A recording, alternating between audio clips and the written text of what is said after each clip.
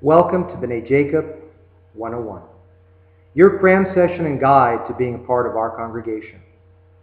This week we continue our series of videos on the High Holy Days, taking you inside the services, what to expect when you walk in. Hopefully it will enhance your spiritual experience. Today's a little different. I want to walk you through the High Holiday service. I want to show you what you need to get the full picture and enjoyment of the Yamim Noraim, the High Holiday season. When you walk into our congregation, especially during the morning service, you will see that the men are wearing a head covering called a kippah or a yarmulke. It's in white as a reminder of the holiday and a symbol of purity. You'll also see that they're wearing a talit, which is a prayer shawl, in fulfillment of the commandment found in the book of Numbers, chapter 15, verse 38, where it says, "And the Lord spoke to Moses, saying, Speak to the children of Israel, and bid that they wear fringes on the corners of their garments." We'll talk about that in another video. In our congregation, the men wear the kippah and the talit, but women are also starting to wear it, and we certainly don't discourage them from doing so, as more and more communities have men and women wearing the yarmulke as well as the talit. You'll also see that some of us are wearing a kittel. A kittel. This is a long white robe, again in recognition of the purity of the day. At your seats, you will see a machzor. A machzor is the High Holiday prayer book. It comes from the Hebrew word chazar, to return, because these prayers return annually.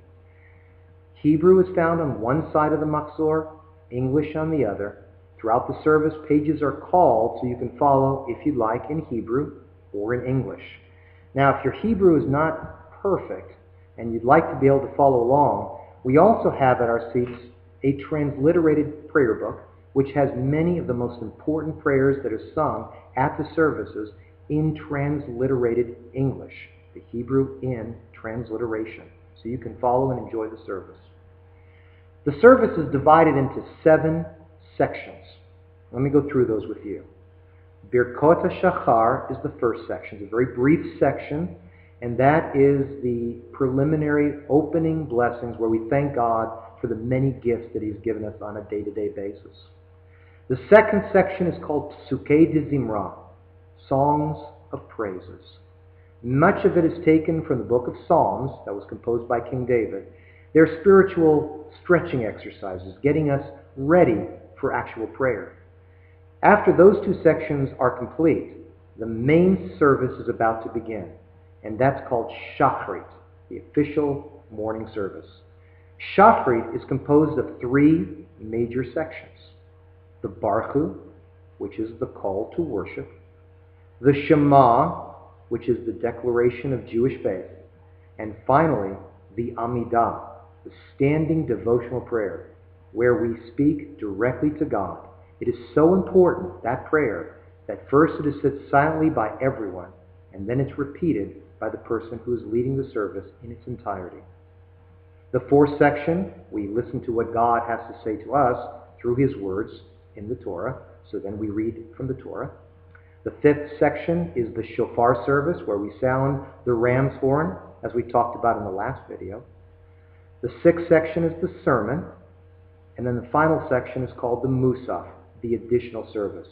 This is a reminder of the sacrifices, the additional sacrifice that was given in temple days during the holidays.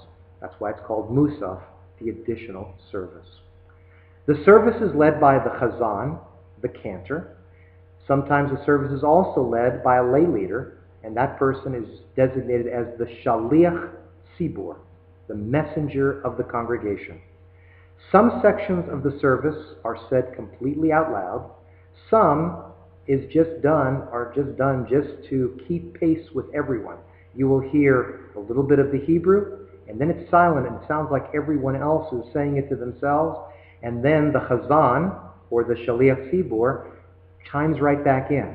What he's doing is trying to keep everyone on the same page. He announces the section we're on, everyone then says it silently, and then he concludes it. Now, pages are called throughout the entire service. Something that you should note is that there are many ark openings. Those are called petichot. You get the honor of being called up to open the ark, great honor, and those designate important readings. Whenever the ark is open, the congregation stands at attention and listens as the prayer is being recited. When the ark is closed, the congregation is seated. Now, bowing was abandoned in our faith many, many centuries ago. We only are allowed to bend our knee and bow our heads as out of respect for God, but we do not fully kneel at any point except on Rosh Hashana and Yom Kippur. We fully prostrate ourselves during those services to express our complete submission to God. Now join us next time as I give you an insider's look at the Yom Kippur service. A very similar service to Rosh Hashana, but there are some things you should know that may help you feel more comfortable at that service as well. Now these videos try, but they can't answer all your questions. So if you have one, please feel free to drop us a line at charlestonrabbi@yahoo.com. See you next time.